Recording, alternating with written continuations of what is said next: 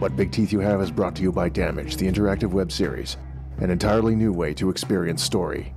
Damaged is a psychological thriller about a young student who tries to unravel the mystery of a local gang and their connection to a serial killer. Viewers are invited to watch the series and gather clues, which unlocks an interactive web experience where users become part of the mystery. Watch the series, gather clues, solve the mystery. To learn more, visit damagetheseries.com.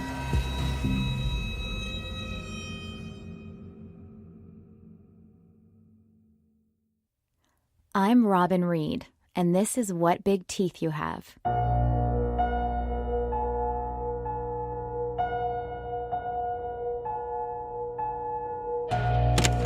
New book, day 1, December 3rd, 2003. It's 6 a.m. and I need coffee. This is Sam on his first tape for the book he was writing, Night Never Ends, The True Story of the Wolf. I got the call. I'm officially go to start working on this project. The planning begins. And shit, I'm excited about this one. It's a long time coming. Sam had been interested in the case for years and would spend 6 months intensely researching the book, with copious interviews with witnesses, cops, and the victims' families. And his subject was the mysterious, never-caught serial killer, the Wolf. The Wolf plagued the city over the course of late 1998 and early 1999, killing 6 women in total, all of them in their mid to late 20s. Amy Jones, Jennifer Collier, Abini Benny Layeni, Mika Jensen, Eva Holder, and Joan Bonet. All were working mothers who relied on transit, often taken walking home from work. The women would be found the next day, and, all right, if you're easily disturbed, I'd consider taking a moment before I get into this next bit, because, let's just say it definitely disturbed me. The women were found in an abandoned place, an old warehouse, for example, or an overgrown park the next day. The bodies would be posed on all fours like a wolf, their upper lips removed and their teeth filed into fangs. I know, utterly gruesome, and not exactly under the radar. What ensued was a 6-month manhunt, at the end of which the wolf just seemed to vanish. No warning, no message. His last victim, Joan Bonet, was killed in mid-January 1999, the last in a series of particularly loud and taunting series of murders.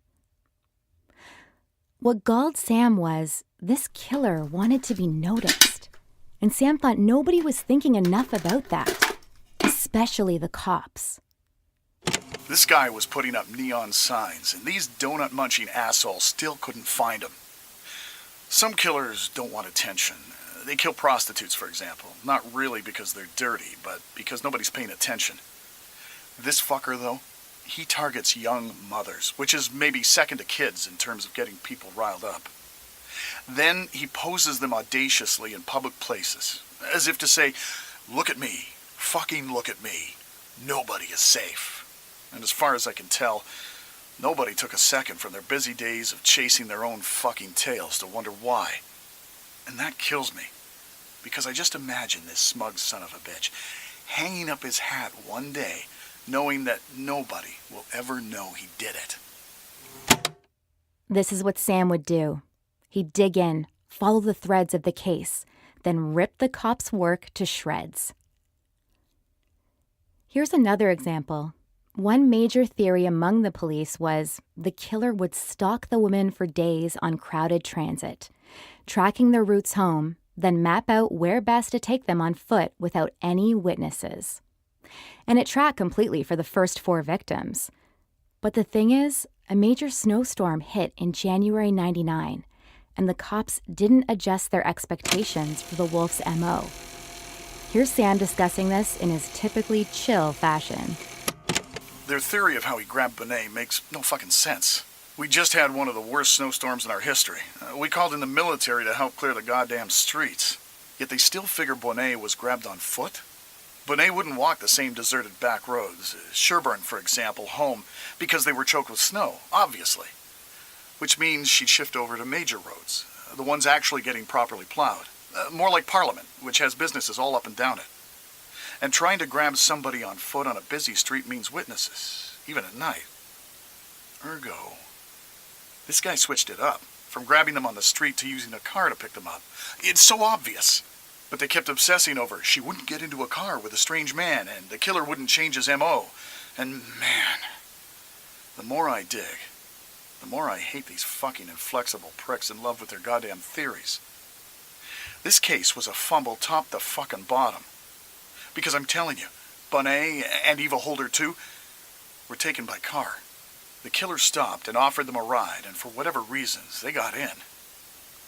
I'm sure of it. This habit of his didn't always make him friends. Here's the final interview with Joan Bonet's husband, Leon Bonet. Or rather, here's the end of that interview as it, well, goes a bit off the rails.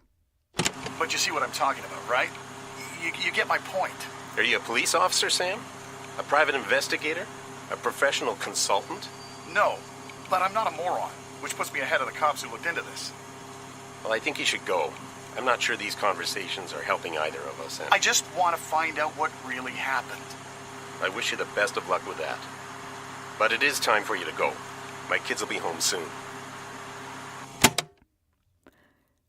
This wasn't the only one of Sam's interviews to end suddenly. At the beginning, Sam was very even-keeled and friendly, building bonds with his interview subjects. But in the weeks before his death, he grew more impatient, more frustrated. And you can hear his subjects starting to lose patience during his interviews. Here's Sam with Eva Holder's sister, Mary Claire.